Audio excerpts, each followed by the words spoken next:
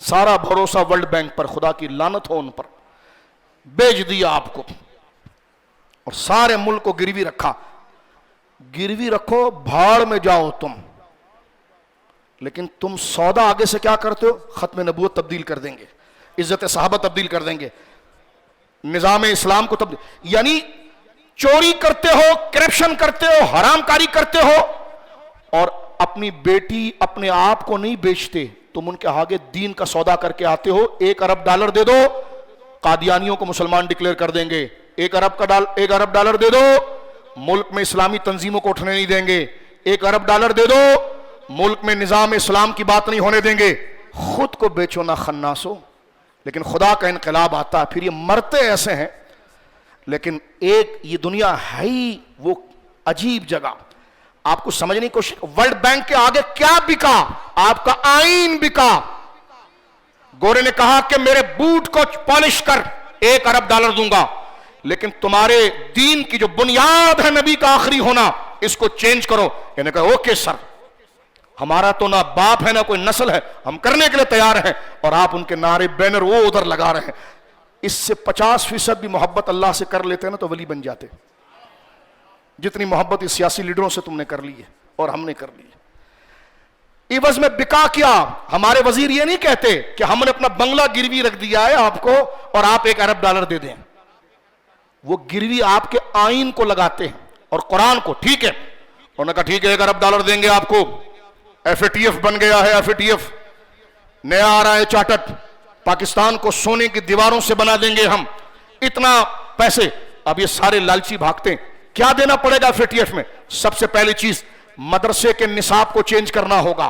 क्या निसाब? उसमें क्या भगवान का जिक्र लाना होगा? माज़अल्लाह का वो तो 100 साल के बाद होगा। पहला काम तुमने ये करना है कि उससे जिहाद की आयतें निकालनी है। अल्लाह अकबर। कहे ओके सर, इसमें क्या मिलेगा? का इसमें आपको $50 करोड़ मिलेंगे। अच्छा जी, और क्या है?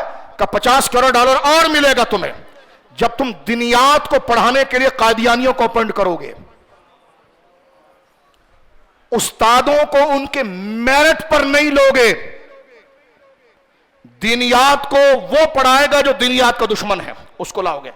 अच्छा जी ठीक है, $1 अरब पूरा हो गया। नेक्स्ट कहते हैं, नेक्स्ट आपको जब मिलेगा जिस वक्त आप अपनी की पोस्टों के ऊपर उनको लेकर आओगे जिनके नजदीक हम खुदा हैं।